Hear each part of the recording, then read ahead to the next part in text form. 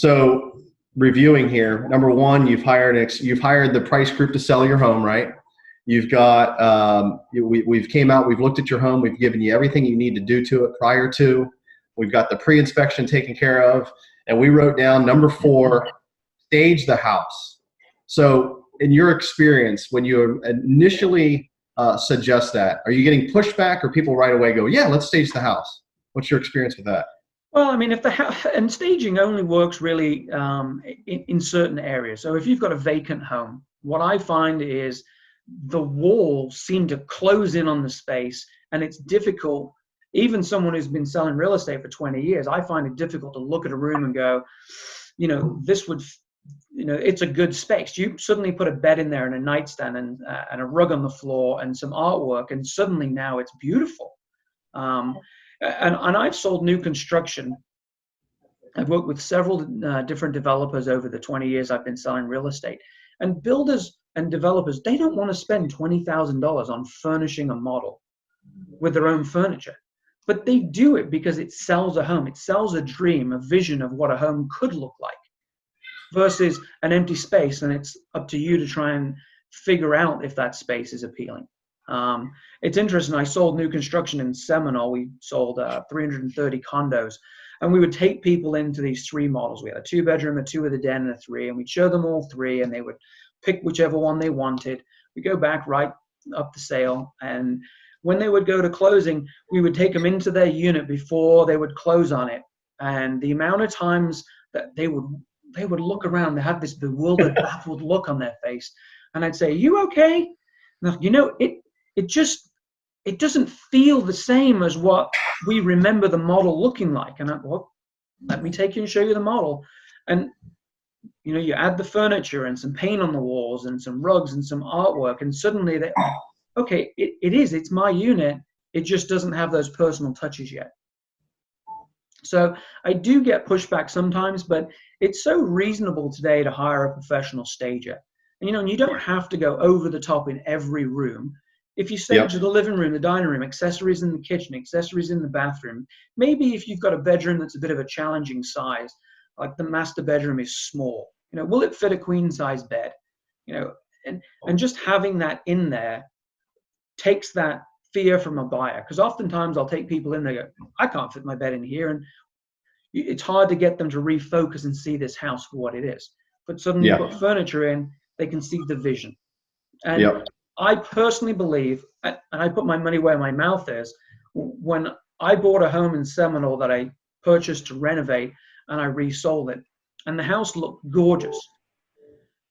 We brought the staging furniture in, and it just took it over the top. And I always recommend staging furniture for vacant homes. It is definitely worth spending the $1,600 to $2,000, depending on the size of the home, to really make that home shine.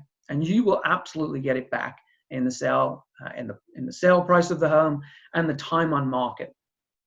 Yeah, I agree with that. Every time that I've suggested it, we're real estate professionals. We can help market and sell your home. Those stagers are a whole nother game. They know exactly what they're doing and why they're doing it. I remember I owned a home over on Oak Street, and I had it staged. And I remember asking the stager, I'm like, well, if you put the couch there, where do I put the TV? And she's like, Brad, we're not worried about that. We're worried about the flow of the home, accenting, showing off the floor, showing off different characteristics of the home, not necessarily where do I put a TV on a wall, because you're not living in this home, Brad. You're staging this home so it's got the best flow, so it sells for the most amount of money in the least amount of time. So I just put a lot of faith and a lot of trust in the stagers. I hire them, have them come in, tell them, hey, stage this area, don't stage this area, and then just trust their judgment. Because like you said, it just changes the overall feel of the home if there's furniture in there, and furniture that's current. A lot of times I'll walk into people's homes and I'll go, hey, look, nothing against your furniture, but HGTV, right, where everybody's watching, this is not what people see. So we're going to take your stuff out. We're going to bring some stuff in that's a little bit more current, that kind of matches the I guess the stage or the area of your home. If your home's updated and your furniture isn't, it kind of goes hand in hand. So I agree. And that's something that I've changed in the last 3 to 4 years.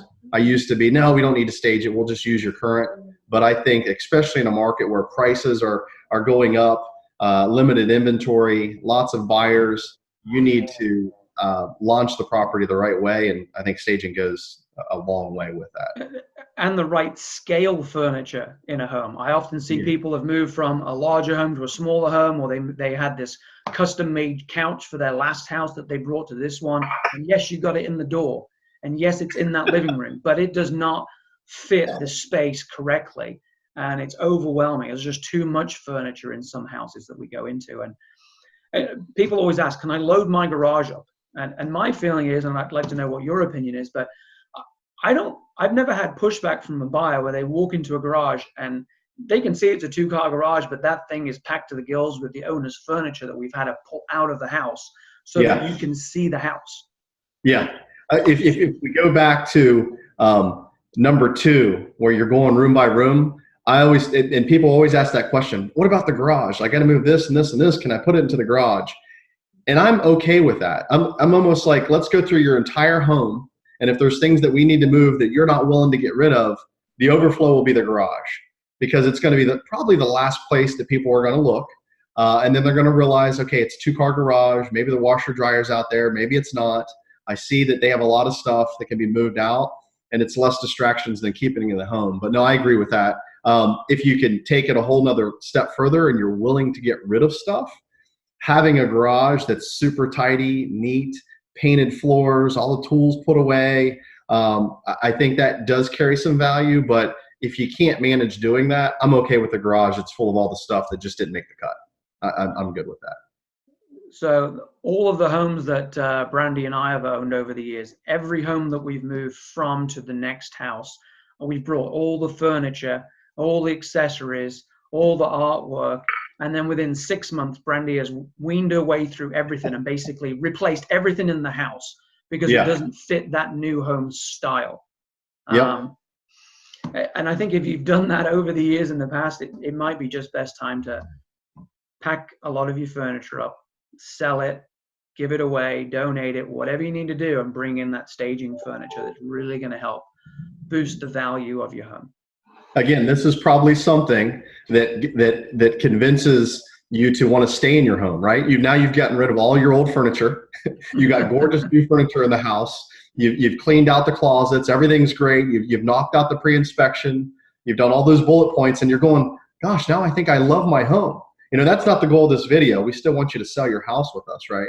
But it's a good feeling when you go back and people say, you know what, thank you for all this advice, because we love our home. We still want to sell it, but we kind of understand why we did all of this.